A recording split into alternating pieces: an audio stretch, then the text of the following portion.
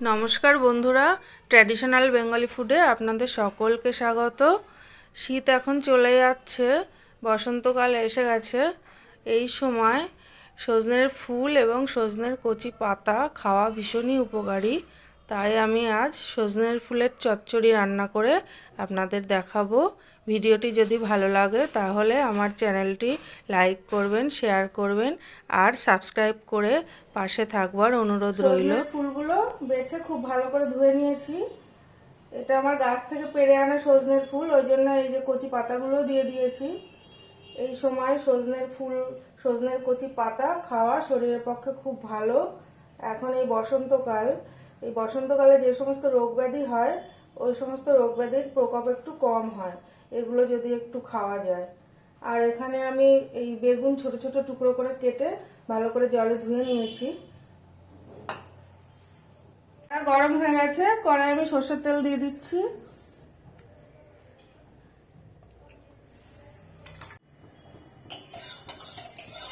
তেল গরম হয়ে গেছে, আমি এবার বড়িটা ভেজে নেব। বড়িটা দিয়ে দিচ্ছি। বড়িটা একটু লাল লাল করে ভেজে নেব।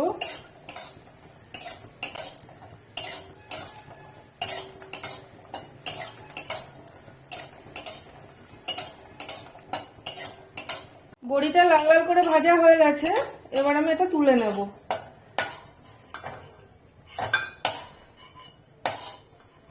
এই তেলের মধ্যে আমি এই কালো জিরে ফোড়ন দিয়ে দিচ্ছি।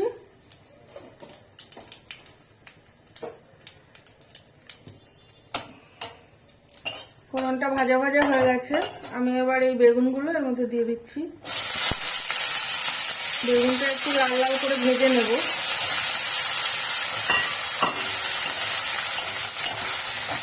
বেগুনের মধ্যে দিয়ে দেবো একটু লবণ। লবণ দিয়ে দিলাম, আর দিয়ে দিচ্ছি একটু হলুদ।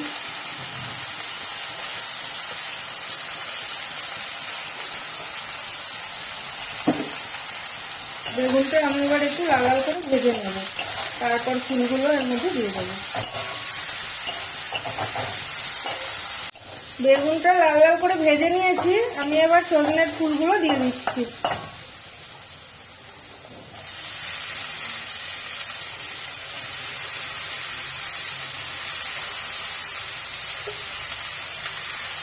একটা কাঁচা লঙ্কা দিয়ে দিচ্ছি। এবার ফুলের মধ্যেও আবার একটু লবণ দিয়ে দিচ্ছি, আর একটু হলুদ দিয়ে দিচ্ছি।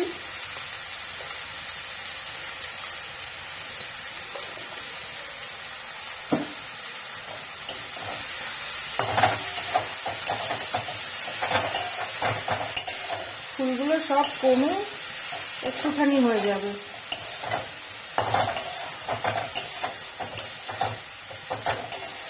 এটা আমি গ্যাসের ফ্লেমটা কমিয়ে দিয়ে এটা আমি 2-3 মিনিটের জন্য একটু ঢাকা দিয়ে রেখে দেবো, ফুলগুলো সিদ্ধ হওয়ার জন্য।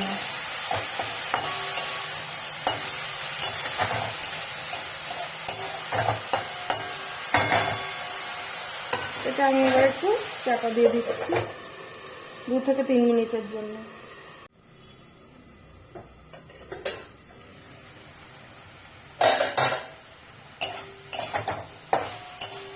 ফুলগুলো মোটামুটি সেদ্ধ হয়ে গেছে।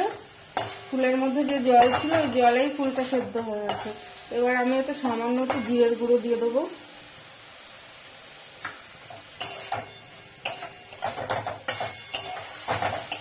আর দিয়ে দেবো সামান্য একটু চিনি।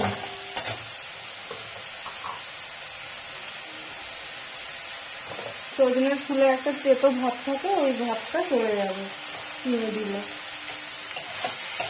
এবার আমি এটা ঢাকা দেবো না, এবার ফুলটা গ্যাসটা একটু হাই ফ্লেমে দিয়ে ফুলটা এবার একটু ভাজা ভাজা করে নেব।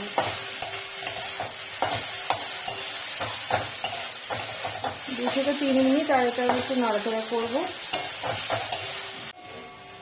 সজনে ফুল ভাজা হয়ে গেছে, এবার আমি বড়িগুলো দিয়ে দেবো। বড়িগুলো না আমি একটু ভেঙে ভেঙে নিয়েছি।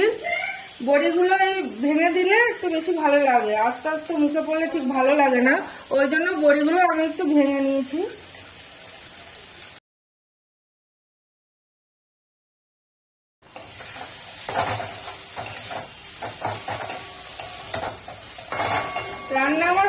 গেছে সজনের ফুল চচ্চড়ি।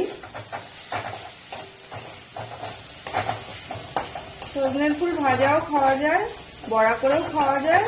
এটা আরেক ধরনের রান্না, মুখটা একটু পাল্টাবে, এই জন্য সজনের ফুলের চচ্চড়ি করলাম। আপনারাও এভাবে করবেন, খেয়ে দেখবেন ভালো লাগবে। আমার রান্না কিন্তু হয়ে গেছে, আমি এবার এটা নামিয়ে নেবো।